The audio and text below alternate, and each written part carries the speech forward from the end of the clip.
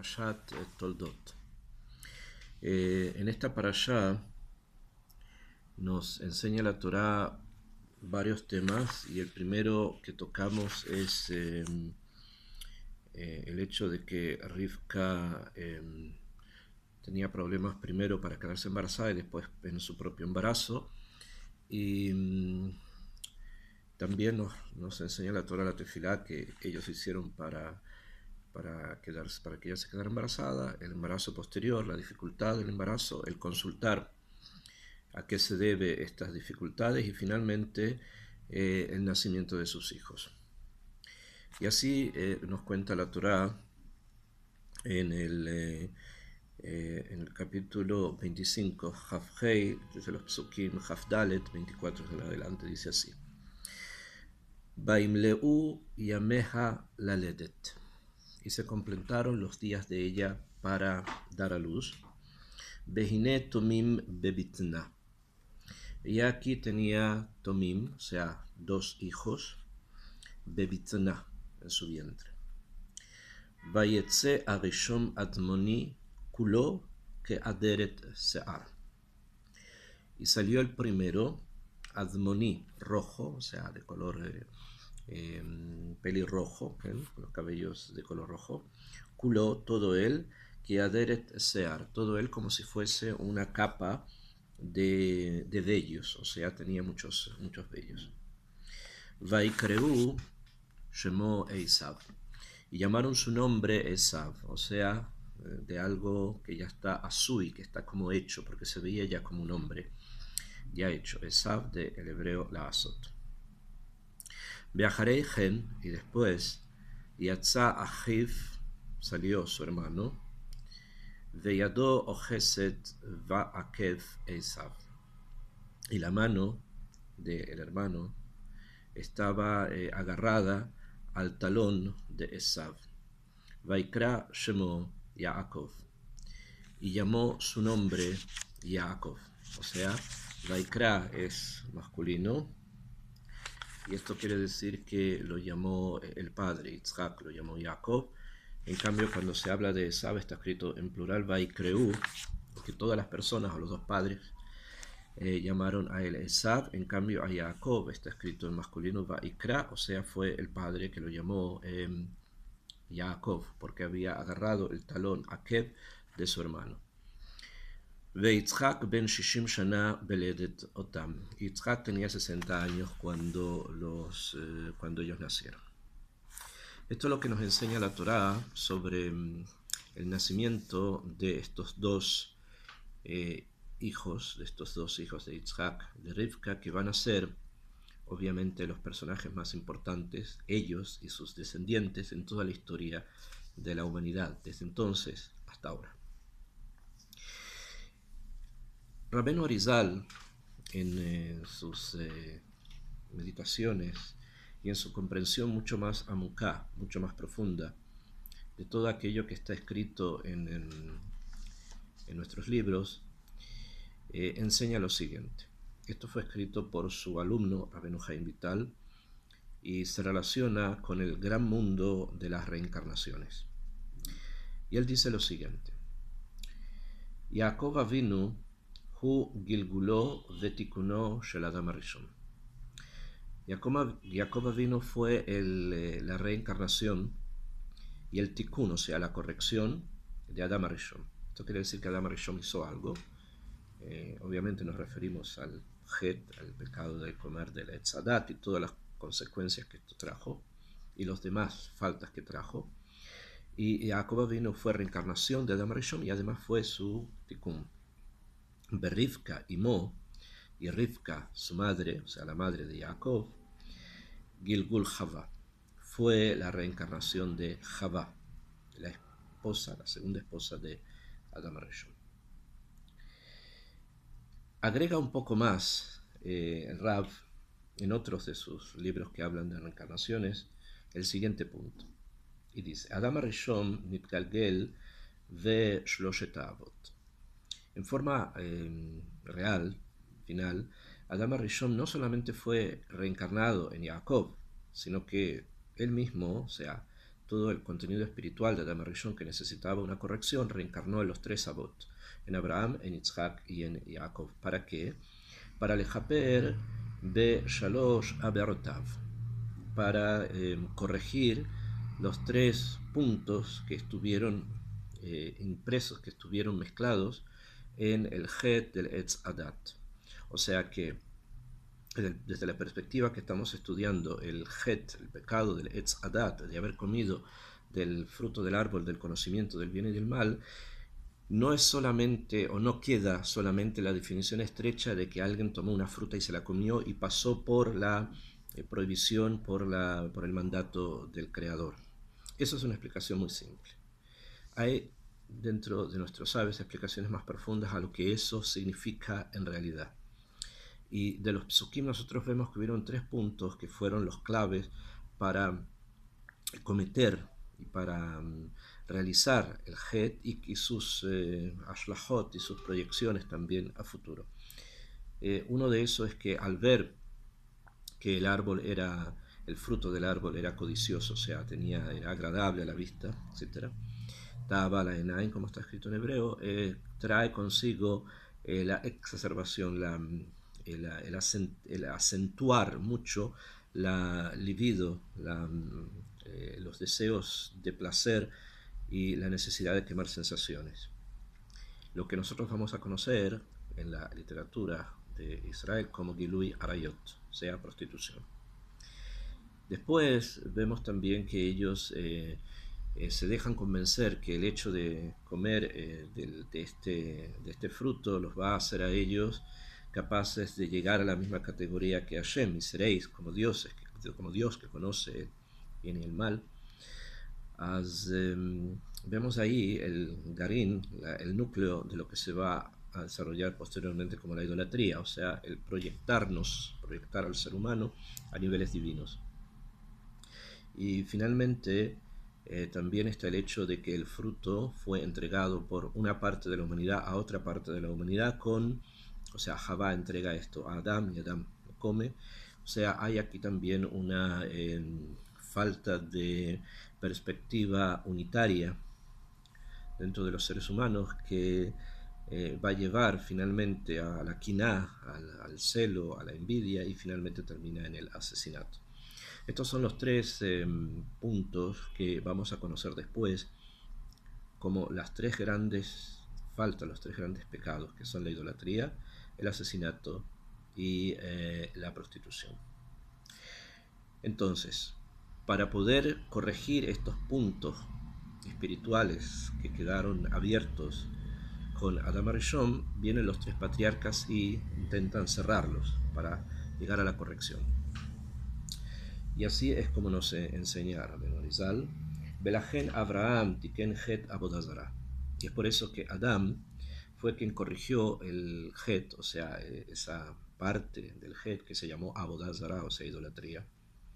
Beushlach le Kifshan, y fue arrojado a un Kifshan, como sabemos del Midrash, que Abraham vino, fue interrogado sobre sus ideas monoteístas y que no agradaron a las personas de la época y decidieron asesinarlo arrojándolo a un kibshan, a un horno de fuego para que muriera, y milagrosamente se salvó, como enseña una tradición que fue recibida por nuestros sabios contenida en los Midrashim. Besod, en el Sod, o sea, Be'ashereihem tisrefum baesh, según el Sod de un pasuk que dice Ashereihem, o sea, los árboles que fueron utilizados para abodazara, porque el fruto venía de un árbol, tienen que quemarlo en el fuego. Entonces, al arrojar a Abraham al fuego es como si se hace tikkun de eso que se utilizó un árbol y el fruto de un árbol para hacer idolatría y comenzar con esta idea errada de la divinidad. Beitzhak nishpach damo ala mizbeach. Y Yitzhak derramó su sangre sobre el Mizbeach. Nosotros conocemos la Akedah de Yitzhak tal cual como está escrita en la Torá, en la cual vemos que Abraham pone a Yitzhak sobre el altar, pero no lo sacrifica, sino que un ángel es enviado del cielo, del Shamaim, para impedir que finalmente se cometa el holocausto, se haga el sacrificio. Sin embargo, opiniones un poco más profundas sobre la realidad de las cosas nos enseñan que de una u otra manera algo que subió a ese altar llamado Yitzhak no fue lo mismo que bajó. O sea que hubo un cambio, y ese cambio se considera como si se hubiese derramado su sangre. Realmente no ocurrió, pero el cambio importante que pasó en la esencia de lo que conocemos como Yitzhak es justamente ese punto espiritual que nos lleva a ver en eso el tikkun de Shefihut también del asesinato. Jacob tiken inyan Gilui Arayot. Y Jacob es quien va a encargarse de hacer el tikkun, o sea, de hacer la corrección de la prostitución, o sea, de los pecados que tienen que ver con las sensaciones y los placeres, al constituir él una familia ideal, con 4 esposas, con 12 hijos y una hija.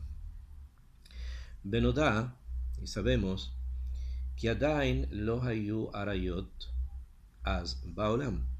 Sin embargo, con respecto a Jacob, que viene a corregir el pecado de las arayot, a pesar que en aquel momento, desde un punto de vista histórico, espiritual, o sea, como el espíritu de la historia, todavía no existía en la época de Adam Rishon una tendencia tan clara al Gilui Arayot. Estaba como formándose, pero no había una posibilidad de poder decir que se estaba cometiendo eso.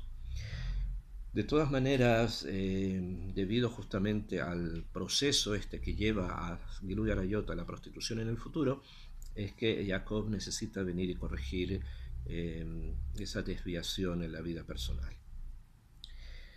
Akshav, Jacob mismo, como dijimos, que nace en esta parashá, junto con su hermano Esav, pero ahora estamos introduciéndonos en la vida de Jacob y el tikkun que Jacob tiene que realizar en el mundo. Él engendra 12 tribus, 12 hijos que se transforman después en pueblos que nosotros llamamos tribus.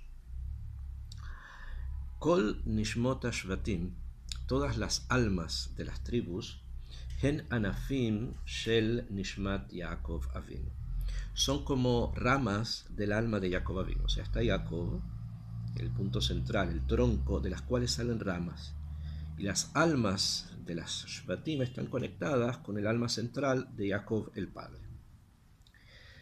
Ulam, sin embargo, Isahar, uno de sus hijos, se llama Isahar, Hukimat Bejinat Atzmuto. Isahar, de todas maneras, Isahar, se transforma en ser la Bejiná, el aspecto de Jacob mismo. No una naf, no una rama, como algo derivado de él, sino que Isahar va a ser precisamente como si fuese Jacob él mismo. Shel Jacob Avinu, el Atzmut, la esencia misma de Jacob Avinu, Beino min Anafim, no es uno de los Anafim. Hay muchísimos remes de lo que estamos diciendo. Como conocemos de la historia del Tanaj y cómo lo interpretan los Mekubalim, está escrito en el Sharak el Gulim, en otro de los libros de Rabbeinu Arizal, lo siguiente: que Sheyatza Yaakov ve Esav, Ayu besot Hevel ve Cain. Cuando nacen los dos hermanos, tenemos que explicar por qué Isahar es justamente la Atzmut, es la esencia de Jacob mismo. Cuando nacieron Jacob y Esav, ellos, cada uno de ellos, son una reencarnación, además de la que ya habíamos mencionado, Jacob en el caso de Adam Rishon, también tienen dentro de sí nitzotzot, chispas de los dos primeros hermanos, Caín y Hevel. Y de esa manera Jacob tiene dentro de sí a Hevel y Esav tiene dentro de sí a Caín. Uke shenoldu nolad Jacob veyado ocheset ve'akev Esav. Cuando nacen, leímos ya que Jacob había agarrado el akev, el talón de Esav. Hu oto helek atov shel bechorá.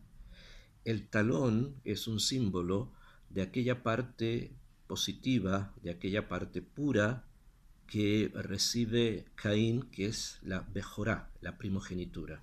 La primogenitura es un valor espiritual debido al hecho de que el primer fruto del padre tiene una elevación espiritual especial. Por lo tanto, es positivo. Caín fue Bejor, fue primogénito, y por lo tanto tiene algo positivo en él. Y ese algo positivo en él, dentro de Esab, era algo, o sea, dentro del pensamiento de Esab, estamos hablando en el futuro, obviamente era algo secundario, como lejano, como distante, y por eso se ubicaba en su talón. No era algo que le interesara, no era algo que tuviera en la cabeza, sino algo que tenía en el talón, o sea, algo que lo tenía como de lado. Y Jacob supo esto, o sea, la esencia de lo que es Jacob supo esto, y por eso lo agarró, por eso le agarró el talón. Shehaya Atov Shel Caín, que era lo bueno de Caín, pero resulta que en Caín se encontraba, es una metáfora obviamente, en el talón. Shen Itarev Im Hara Canal, que se había mezclado con lo malo, como ya sabemos. Besot de Atá Teshufenu Akev. Esta situación de que el perverso, el malvado, considera aquello que es bueno como algo secundario y lejano de su centro de decisiones, o sea, las decisiones de la persona están en el cerebro. Y cuando alguien considera que aquello que es positivo no es parte de su centro de decisiones, entonces como que lo desplaza a un lugar final. Eso es el sod de lo que está escrito en el Maaseh Bereshit, que cuando se refiere al Nahash, una de las cosas que se dice sobre la serpiente es que va a morder el talón del género humano simbolizado en la mujer. Para indicarnos que justamente lo negativo, las personas negativas, consideran que lo bueno es algo muy lejano a ellos, especialmente, como dije, al centro de decisiones.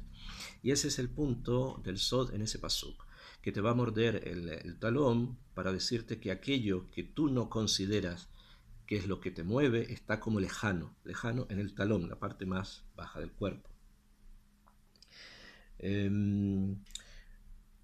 Y por ese motivo, Be'al Shem Akev Ahu Shelakach Mimenu Nikra Yaakov. Y por ese motivo, como leímos en la parashá, el hecho de haber agarrado el Akev, haber agarrado el talón de Esav, que era la mejorá, lo parte bueno, que en Esav no era un punto para decidir, hace que este niño, el segundo, se llame Yaakov, porque él agarra, toma, obtiene justamente esa parte positiva y la transforma en algo que a él le interesa, y es por eso que lo ubica en la mano, para decir que su kli, el instrumento con el cual va a operar en el mundo, está definido a partir de lo bueno, o sea, algo importante es justamente algo positivo. Eso es Jacob. Beajarka que Sheolid Isahar, y después cuando Jacob va a engendrar a Isahar, el hijo que es su Atzmut, Orishlo Oto Ahele Katov Shelakach Min Esav, el que hereda justamente esa parte buena que él agarró de Esav y la transforma en el Kli, justamente quién es el que va a heredar esa parte positiva es Isahar. Sheaya Minatov Shel Cain, que finalmente se transforma en Isahar, en ser lo bueno de Cain. Besesod, y eso es lo que está escrito, el momento en que Jacob está con Lea y engendran a Isahar, el pasuk dice, Baishkav Ima, se acostó con ella, Jacob se acuesta con Lea, una situación que va a ocurrir más adelante en la Torá, Balaila Hu, en aquella noche él. O sea, si hubiéramos querido decir que la palabra Hu recae sobre Laila, tendría que haber dicho Balaila Hahu, en aquella noche. Si no está escrito Balaila, él, o sea, ¿quién es el que está con Lea? Él, o sea, la Atzmut, la esencia del propio Jacob. Kihu Jacob Atzmo Nikra Ken, porque es Jacob mismo el que está allí. Be'al Shem Ha'akev Aniskar Natno Belea Besod Zivuk. Y por el hecho del Akev que ya fue mencionado, o sea, el talón que fue mencionado, que se lo entrega a Ken, a Lea. Umishan Yatza Isahar, y de allí nació Isahar. Beseshe Katuba Midrash Neelam Shel Ruth, y esto es lo que está escrito después en el Zohar, de la Megilá de Ruth. Muchísimos años después ocurre todo un tema que es de Ruth y está comentado a nivel profundo por el Zohar. Rabbi Shimon Bar Yochai estudia y descubre los sodot que están en esa Megilá. Es allí donde se dice, en el comentario, en el Zohar, se dice, Kimin Isahar yatza Rabbi Akiva.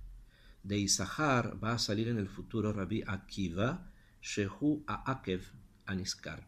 Que él, Akiva, viene de la palabra Akev, que significa talón. Esto quiere decir que el alma de Rabbi Akiva estaba contenida previamente en Isahar, que fue engendrado a partir de la tzmut de Jacob, o sea, lo esencial de Jacob es haber podido poseer, haber podido tomar para sí lo bueno de Esav, que es la Bejorá, la primogenitura, que era la parte buena de Caín.